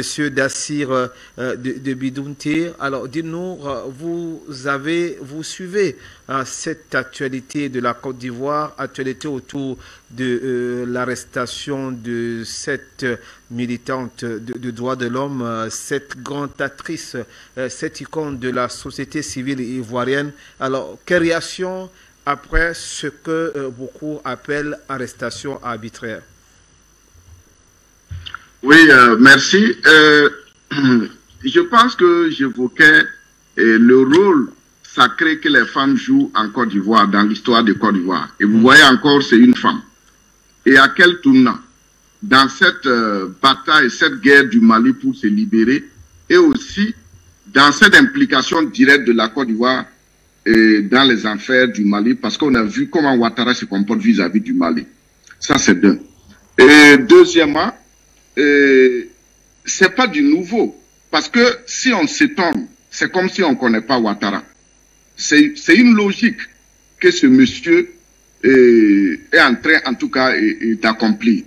Parce que cette question de confiscation des libertés, cette question d'arrestation, cette question d'actes arbitraires à l'encontre des Ivoiriens, des Africains, je pense que c'est le symbole ou c'est le prototype même de la personne de Ouattara.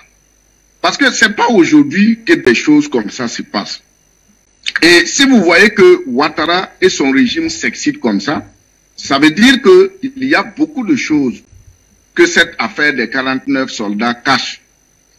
Et Ouattara étant rassuré que Mme Ballet est au courant de beaucoup de choses, va tout faire pour étouffer cette dame, va tout faire pour l'humilier, va tout faire pour la casser, afin que les informations ne sortent pas. Mais, ça c'est, je ne sais pas, les gens oublient une chose, nous sommes des Africains, nous ne sommes pas des Occidentaux, nous ne sommes pas des Orientaux, nous sommes des Africains, nous marchons sur des lois sacrées.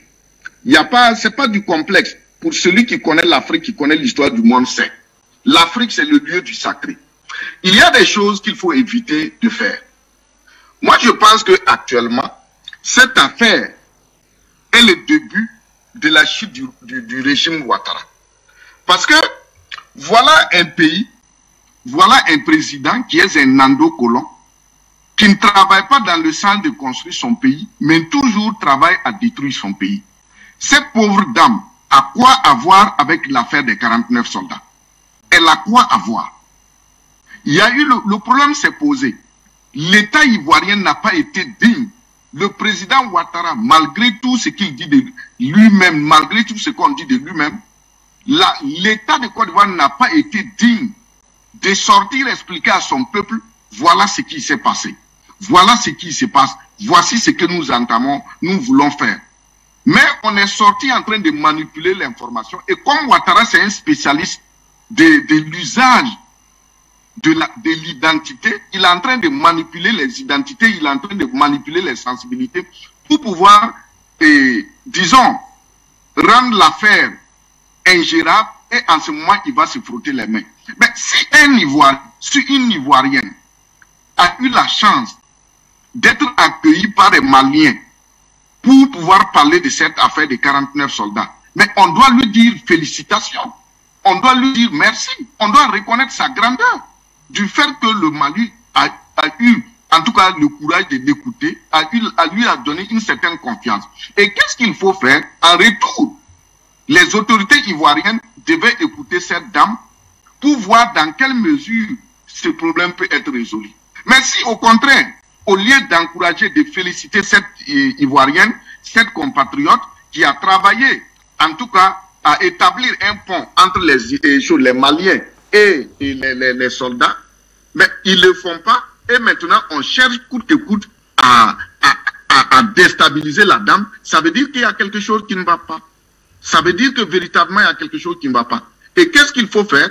Il va falloir que les Ivoiriens, des Africains panafricanistes, se lèvent pour dire que trop, c'est trop. Moi, personnellement, souvent, je suis très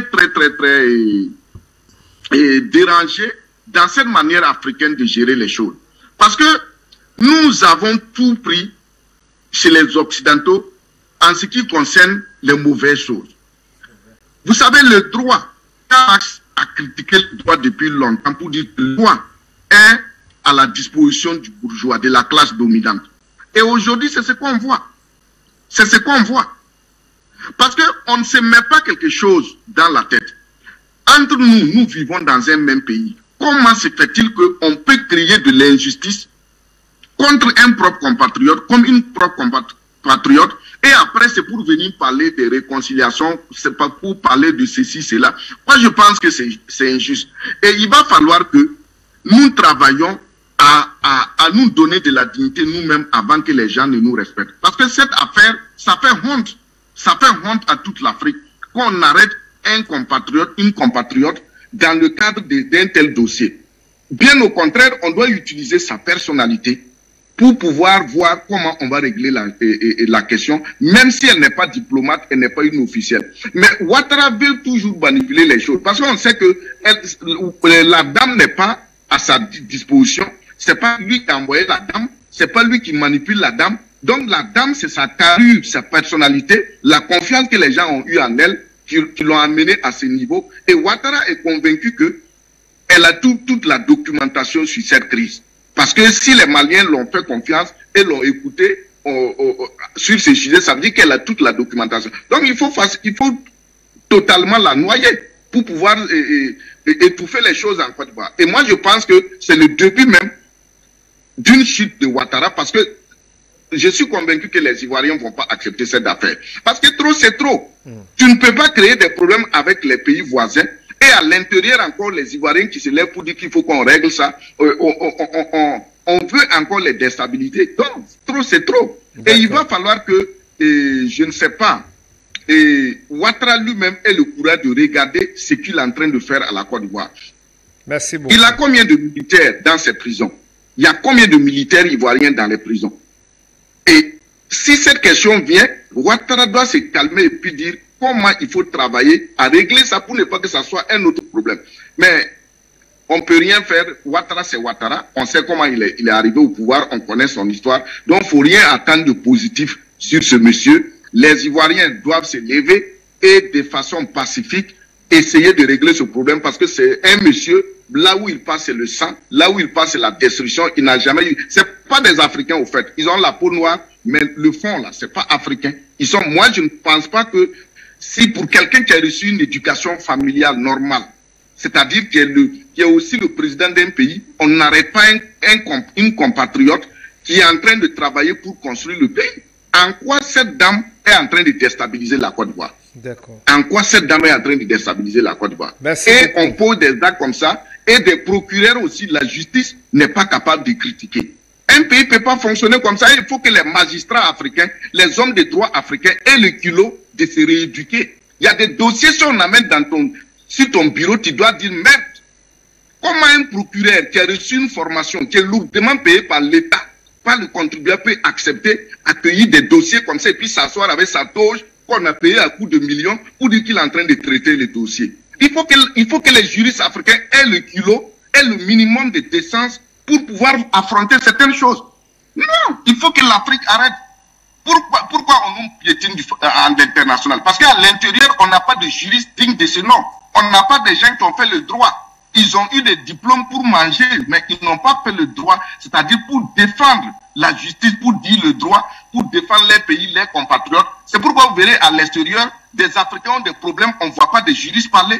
À l'international, à l'ONU, l'Afrique n'a pas de voix, on ne voit pas de juristes parler. Mais quand il s'agit de la politique, où c'est pour déstabilisation, vous voyez des gens avec des toges, avec des titres ronflants, en train de dire qu'ils ont fait le droit. Moi, je pense que cette affaire, il faut que les juristes ivoiriens aient le courage de sortir dire merde. On ne peut pas payer des juges, des magistrats à coups de millions en Afrique et en train de nous ridiculiser comme ça. Comment un juge peut accepter à recevoir ce dossier? Elle a fait quoi? Au contraire, Ouattara devait l'accueillir pour dire, ah, comme toi, on t'a fait confiance. Bon, dis-nous maintenant, qu'est-ce qu'on peut faire pour régler le problème? C'est ça un pays. C'est ça la grandeur d'un peuple. Mais si votre compatriote qui a été respecté, qui a été honoré, vous venez vous l'emprisonner, et vous êtes là assis en train de tenir des discours de droit. C'est pourquoi moi je n'aime pas parler de démocratie et des droits de l'homme. Parce que c'est de l'hypocrisie. C'est de l'hypocrisie. Donc, moi je pense que les Ivoiriens doivent pacifiquement essayer de régler ce problème. Sinon, Ouattara risque de manipuler le problème encore. Parce que la bonne dame a le dossier, elle sait ce qui s'est passé et les soldats lui ont parlé. Voilà, les soldats lui ont parlé, elle sait ce qui se passe. C'est pourquoi on veut la déstabiliser. Mais je dis que c'est le début de sa chute parce que la femme en Côte d'Ivoire est sacrée. Merci Quand vous beaucoup. regardez l'histoire de la Côte d'Ivoire, la femme a toujours été un tournant. Et cette fois-ci, c'est un autre tournant et Ouattara doit faire attention. Ce sont mes parents à plaisanterie. Donc je dis tout humblement à Ouattara de faire attention. Dans un pays, on ne malmène pas la femme comme ça. Voilà, c'est une humiliation à la personne de Pulchéry. Et c'est pas bien. C'est une Ivoirienne qui n'a pas pris des armes, qui n'a pas amené des bombes. Elle est juste en train de faire une médiation par la parole, par des négociations. Donc, il faut qu'on se respecte. Sinon, c'est pas bon. Il ne faut pas qu'on s'humilie pour donner au monde. Merci donc, merci beaucoup à vous, Monsieur Daci de Bidunté. On vous a très bien suivi. Alors, Maître Momo, c'est à raison que je vous donne la parole, hein, peut-être en dernier sur cette question. Vous avez suivi pratiquement tous les autres panélistes. Alors, dites-nous, est-ce que vous êtes dans cette dissonance comme Monsieur Daci, il ne comprend pas, comme Monsieur Daci de Bidunté, qui ne comprend pas une femme qu'on aurait pu exploiter dans les très bons termes, bien entendu, pour des bons services qu'elle veut bien rendre à la nation. Elle se retrouve plutôt entre les quatre murs aujourd'hui, déjà comme mobile, atteinte à la sûreté de l'État, trouble à l'ordre public, entente avec l'ennemi, avec la question qui est même l'ennemi, sabotage des activités ou des initiatives du gouvernement. Comment, en tant que juriste, Maître Janvier Momo, vous comprenez tout cela? Premièrement, je voudrais dire à mon frère Daci de Bidunté qu'il y a des juristes africains de renom. Le Mali vient de gagner le procès contre la BCEAO sur les sanctions économiques.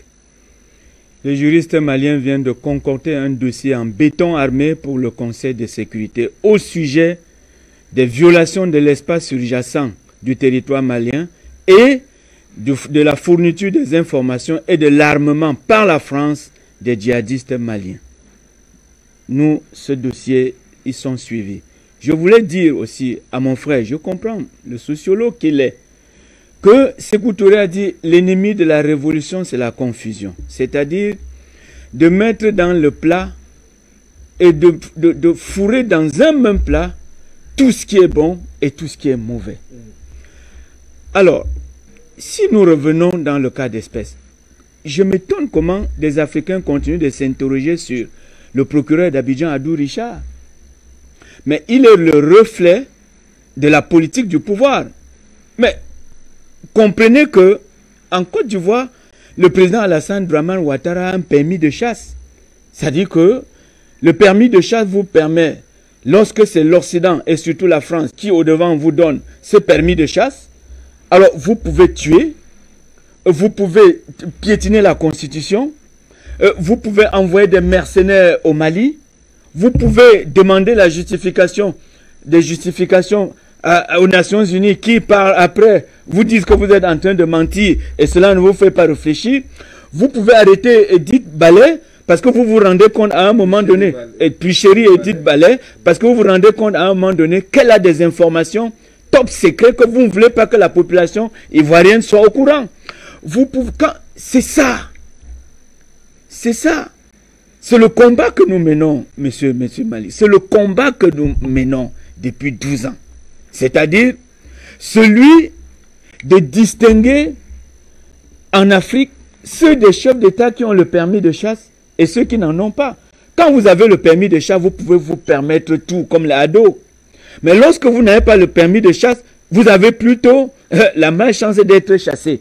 Vous avez vu comment, dans une situation de troisième mandat, presque similaire, Alpha Condé est en difficulté pendant que Alassane Dramane Ouattara, vis-à-vis de l'Union européenne, de la communauté internationale autoproclamée, non, c'est normal. C'est ça le combat que nous menons. Alors, si nous revenons sur le cas spécifique d'Edith, mais c'est le moment pour nous de dire aux copanélistes et à tous les autres qu'elle en sait beaucoup. Afrique Média aussi en sait beaucoup. Les 49 militaires sont passés à table sur le langage de droit. Quand on dit que vous êtes passé à table, cela veut dire que de façon individuelle, lors des auditions, mais ils ont dit la vérité. Le président Macron, en route pour le Cameroun, pour l'Afrique, en commençant par le Cameroun, devait célébrer la chute des 5 mousquetaires militaires maliens. Et de quelle manière? Au niveau du Mali, il y avait un programme pour le gouvernement de transition de faire des visites à l'intérieur du pays. Et c'est à ce niveau qu'ils allaient être surpris par une cohorte de légionnaires français et appuyés par les 49 soldats ivoiriens. Tout a été préparé. Ils sont au courant de tout ce qui s'est passé de la Côte d'Ivoire jusqu'à l'aéroport Modibo qui est à Sénou. Comment ils ont été formés en Côte d'Ivoire? Qui sont les instructeurs du BIMA qui les ont formés? Et quand est-ce que, à quel moment est-ce que l'opération a été décidée? Puisqu'on les a appelés à la hâte, immédiatement que retrouvez-vous à tel endroit, vous allez prendre des vols pour le Mali, pour l'opération. Mais c'est ça. Donc, Pulchéry Edith Ballet est au courant. Pourquoi? Parce qu'en tant que militante des droits de l'homme, détentrice, promotrice et gérante d'une association ACI, mais elle a rencontré les autorités maliennes dans le cadre, dans l'aspect des droits de l'homme. Et lorsque se plaint du fait que les Ivoiriens sont détenus illégalement en République du Mali, mais on lui dit mais non. Elle a les informations sur des pans des auditions. Parce que après les auditions, les 49 ont été inculpés et ils ont été mis sous mandat de dépôt. Donc, Pulchéry revenu donc en Côte d'Ivoire, elle en sait trop. Et lorsque je regarde le quantum des infractions qui lui sont reprochées, exactement ce sont les mêmes infractions qu'on reproche aux 49 soldats maliens, aux 49 soldats ivoiriens arrêtés au Mali. 1. Entente avec les agents d'une puissance étrangère de nature à nuire à la situation diplomatique de la Côte d'Ivoire. Remplacer Côte d'Ivoire par Mali. Il dit dans cette infraction, remplacer tout simplement Côte d'Ivoire par Mali. Deuxièmement, diffusion de fausses nouvelles de nature à attenter au moral des populations. Les 49, lorsqu'ils ont été saisis, qu'est-ce qu'ils ont dit? Ils venaient pour une mission de l'ONU. Ils venaient pour une mission de l'ONU, ce qui était un gros mensonge. Surtout que... Troisièmement, atteinte à l'ordre public. Qu'est-ce qu'ils venaient faire au Mali? Mais la visée, c'était de supprimer les membres du gouvernement de transition. en commençant par Assimi Goïta, le président de la transition. C'est tout. Donc, ce sont des infractions maliennes que le procureur colle à Edith Ballet quand elle revient du Mali. Et en Côte d'Ivoire, ils sont au courant. Ils sont au courant de tout ce que la justice malienne a déployé pour avoir la vérité. Et je répète que les 49 sont passés à table, monsieur le journaliste. C'est-à-dire, ils se sont trouvés dans la stricte obligation de dire la vérité aux juges d'instruction maliens. Premièrement, les identités sont faussées. Ça, c'est dans le cadre du mercenariat pur. Mais si vous vous appelez monsieur Mouchili et que vous allez dans une campagne de mercenariat, mais on va vous appeler Momo. Mais oui, justement pour qu'au premier chef, qu'on ne découvre pas qui vous êtes. Les professions ont été tronquées. Mais les 49 militaires arrêtés, vous voyez des maçons, vous voyez des menuisiers dans leur passeport. Et des passeports tous récents. Ça veut dire des passeports qui ont été confectionnés pour la cause. Laquelle cause? Elle n'était pas noble pour l'Afrique. Donc pour nous, Edith est en train de payer le prix de ses connaissances, le prix des informations reçues. Parce que elle trouble le pouvoir ivoirien avec des informations qu'elle a. Et que si elle laisse ces informations à la portée du grand public et au rang desquels les parents ou les proches parents, les épouses, les enfants des 49 militaires détenus au niveau du Mali, cela peut créer un boom en République de Côte d'Ivoire. Lorsqu'ils parlent de soulèvement des Maliens, des Ivoiriens contre le peuple malien de Côte d'Ivoire, il n'y a pas un peuple malien en Côte d'Ivoire. La loi sur l'acquisition de la nationalité ivoirienne par déclaration, mais elle est tout simple, elle a permis à ceux qui voulaient devenir ivoiriens à le devenir très simplement parce que en 2015, ils ont constitué un grand vivier électoral pour le RDR. Il n'y a pas de Maliens en Côte d'Ivoire. Ceux des Maliens qui sont en Côte d'Ivoire et qui ont encore la nationalité malienne, ce sont ceux qui ont voulu. Donc pour nous, dire que Edith Ballet voulait soulever la population, c'est un leurre. Ce sont des gros mensonges qui sont fomentés. Donc, il est question pour nous de demander au gouvernement de Côte d'Ivoire de libérer cette dame ou à défaut de lui construire une autre maison parce qu'elle est tellement habituée à la Maca. Si bien nous demandons si son deuxième domicile n'est pas la Maca. Donc pour nous, il est question d'interpeller encore une fois de plus le gouvernement ivoirien de se ressaisir parce que les Maliens ne sont pas prêts à lâcher les 49 soldats. Ils ne sont pas prêts. Il faut que le gouvernement de la République de Côte d'Ivoire passe lui aussi à table en disant j'ai participé à la conspiration contre un pays voisin. Et là, on retrouve l'infraction entente avec les agents d'une puissance étrangère de nature à nuire à la situation diplomatique et même sécuritaire d'un pays voisin. Donc pour nous, nous ne sommes pas distraits, monsieur le journaliste. Nous savons que ils vont libérer Pulchéry et Edith Ballet. Ils vont la libérer parce que nous demandons cette libération dans les plus brefs délais. Merci beaucoup à vous, Maître Janvier Momo. Nous allons partir de ce studio dans quelques minutes. Le temps peut-être de faire un dernier tour de table. Mais avant, mesdames, messieurs, je voudrais bien que nous ayons une attitude, que nous prenions cette attitude de cette dame Pulchéry Ballet juste après son voyage du Mali.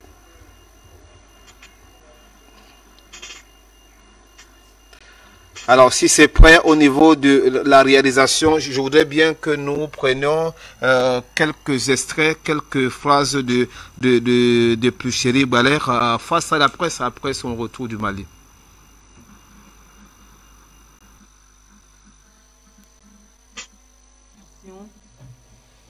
D'une organisation de la société civile malienne dénommée Unis pour le Mali, dirigé par Sidi El Mokhtar Kounta, son président.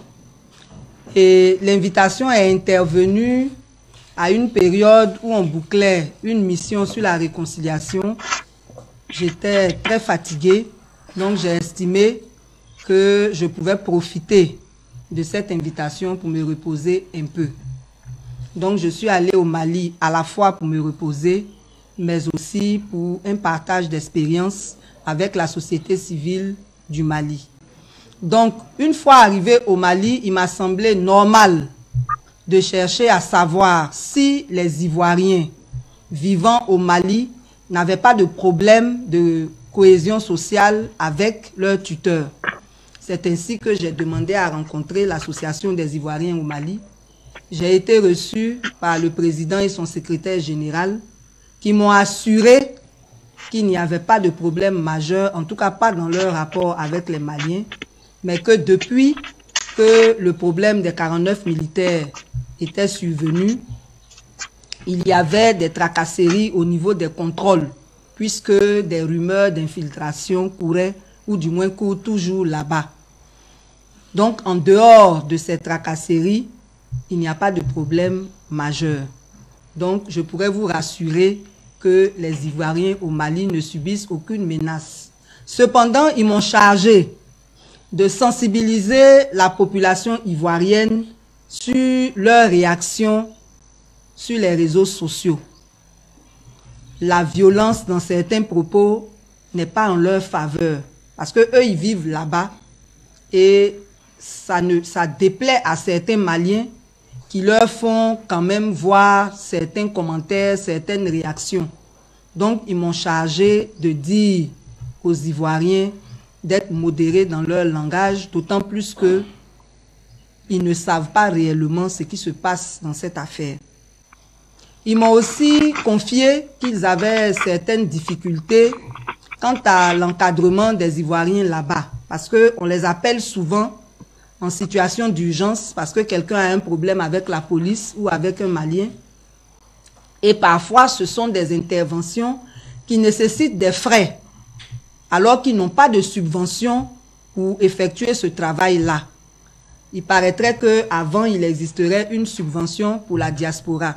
Donc, ils souhaiteraient que cette subvention-là soit remise en service pour que les responsables de la diaspora aient beaucoup plus de marge de manœuvre pour soutenir les frères qui ont des problèmes là-bas dans la diaspora. Donc, nous lançons un appel au ministère des Affaires étrangères de regarder de près cette question, surtout dans les pays africains. Donc, en dehors de cette rencontre, nous avons rencontré également la communauté africaine, la Fédération des communautés africaines du Mali, la FEMAC, qui est dirigée par un Béninois qui regroupe 22 pays. Et eux aussi, vraiment, on a rencontré tout le bureau, c'était bien, il n'y a pas de problème là-bas entre eux aussi. On a rencontré effectivement des associations de la société civile malienne, mais surtout des autorités maliennes sur la question des 49 militaires. Et je vous avais promis qu'aujourd'hui, je vous en parlerai en long et en large. Il se trouve que cette situation est très, très, très sensible. Nous avons écouté les autorités maliennes. Nous n'avons pas encore écouté les autorités ivoiriennes. Mais nous tenons à dire que les autorités maliennes sont dans de très très bonnes dispositions pour qu'il y ait des négociations avec la partie ivoirienne. La preuve, depuis que les 49 militaires ont été arrêtés le 10 juillet, c'est seulement le 2 août qu'une instruction judiciaire a été ouverte. Voilà, mais on ne peut pas vous donner plus de détails pour des raisons diplomatiques. Nous allons nous faire fort de parler avec les autorités ivoiriennes cette semaine. Le principe est acquis. Mais ce que nous pouvons dire, c'est que les 49 militaires se portent bien. Ils ne sont pas maltraités. Donc voilà quelques extraits de Pulchéry Gbalère après donc son retour du Mali. Alors on va sortir de cette émission peut-être en une ou deux phrases. Hein. On fait le tour des panélistes. Alors je commence par vous, monsieur Isaac Kofir. Vous venez de suivre cet extrait. Est-ce que ça vous réconforte dans ce que vous disiez tout à l'heure? Vraiment, est-ce votre mot de conclusion finalement?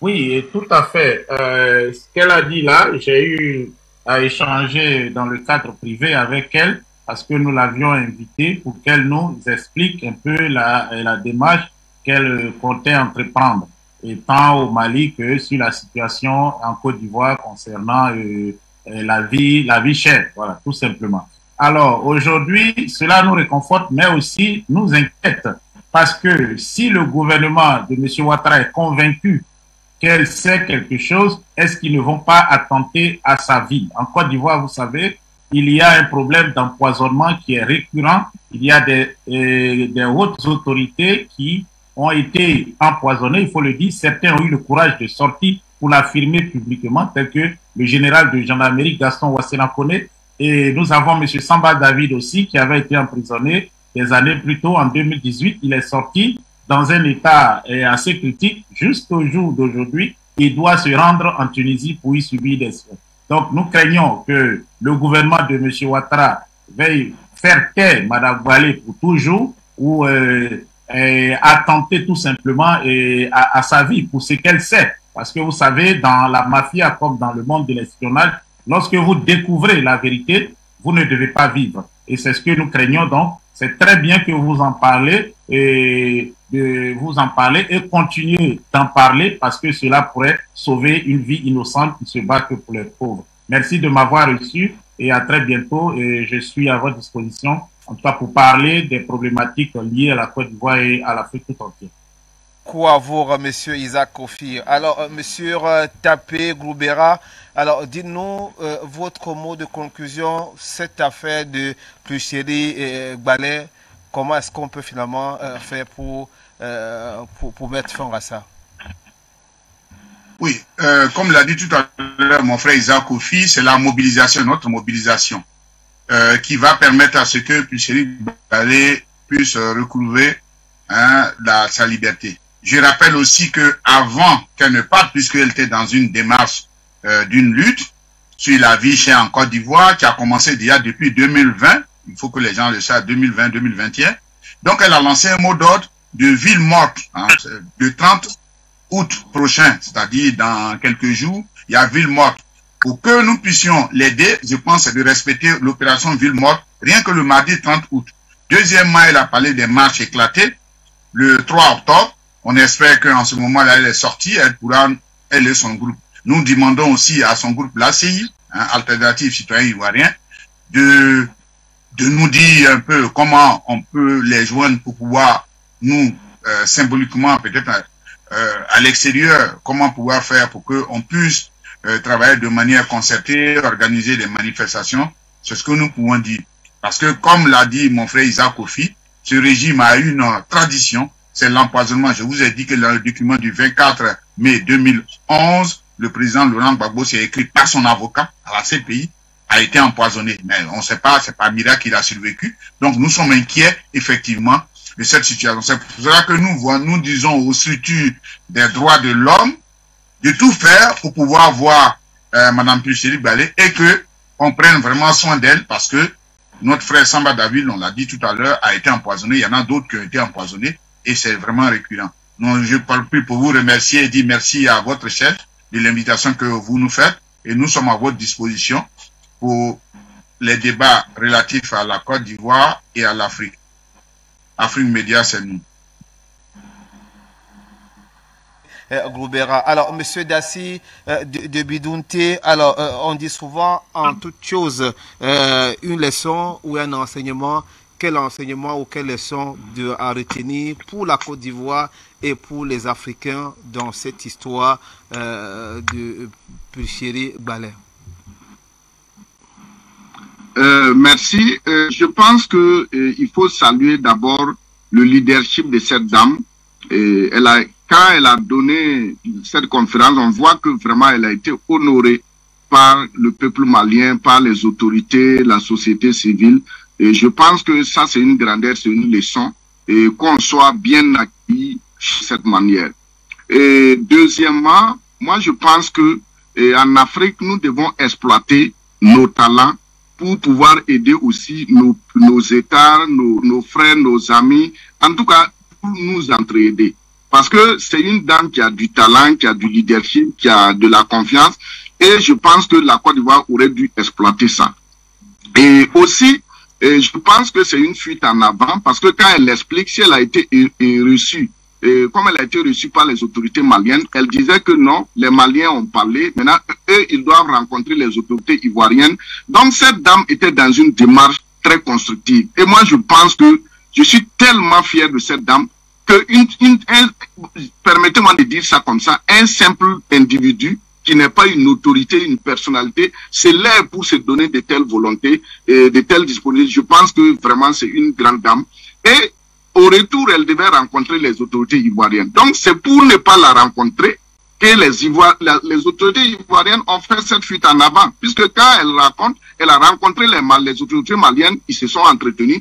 Elle dit maintenant, ils vont écouter leurs autorités pour voir maintenant ce qu'ils vont dire et la démarche va continuer. Donc on aurait dû continuer dans ce sens et même Ouattara pouvait libérer ses 49 soldats hors de la voie diplomatique même. Parce que la démarche que cette dame a, si les autorités avaient écouté cette dame, peut-être que par elle-même, on allait même libérer ces soldats-là même de façon officieuse. Parce que les autorités maliennes lui ont fait confiance. Donc je termine en disant qu'il faut qu'on retienne une autre leçon. Entre les États-Unis et la Corée du Nord, il y a des problèmes. Mais on sait que le président nord-coréen aime le basketball. Et ça ne l'a pas empêché d'inviter le basketteur noir américain, je crois c'est Rodman, en Corée du Nord, qui allait fêter, faire ce qu'il avait à faire et revenir calmement aux États-Unis. Les Américains, les autorités américaines n'ont pas fait un problème. La Corée du Nord aussi s'est pas complexée d'inviter un citoyen américain, un Américain, pour quelque chose que leur président aime. Donc moi je pense qu'il va falloir qu'on tire souvent de grandes leçons pour nous construire. On sait les relations qu'il y a entre la Corée du Nord et les États-Unis. Mais ça n'a pas empêché, parce que même souvent c'est par là même qu'on fait la diplomatie souterraine. Et je pense que la Côte d'Ivoire a raté. Et j'interpelle les autorités religieuses ivoiriennes, l'Église catholique, l'Église protestante, les musulmans et les chefferies à se lever très tôt pour soutenir cette dame. C'est une très grande leader et il ne faut pas qu'on l'humilie de cette manière dans son propre pays. À vous, monsieur Dassi Dabintou, de Bidounté, je vous en prie, monsieur. Alors, maître Janvier Momo, on sort avec vous très rapidement aussi, comme les autres panélistes. Nous sommes arrivés à la fin de cette émission. Alors, quelles leçons à retenir? Quelle est votre conclusion? Je pense que Chéri Edith Ballet ne mérite pas cette prison, elle ne mérite pas ces privations récurrentes de sa liberté d'aller et de venir. C'est une Ivoirienne, c'est une icône africaine au sens propre du terme, en regardant l'engagement qu'elle a dans son combat pour les droits de l'homme, dans son combat pour les véritables droits de l'homme, dans son combat pour la gouvernance et surtout dans son combat pour la protection des personnes. Nous pensons à un moment donné que le fait qu'elle soit allée au Mali était très bénéfique pour l'Afrique. Elle pouvait apporter à sa manière une bonne solution à ce problème. Mais vous savez, comme elle connaît la vérité, comme elle en sait trop, au lieu d'être exploitée positivement, elle dérange le régime qui a le permis de chasse, de l'arrêter, de l'emprisonner et de faire tout ce qu'il a fait en Côte d'Ivoire. Merci donc à vous, maître Momo. Mesdames, messieurs, nous sommes arrivés à la fin de cette émission. Merci pour votre bienveillante attention. Nous ne partirons pas sans redire merci à monsieur Tapé Gouberak, enseignant-chercheur qui était avec nous. Merci.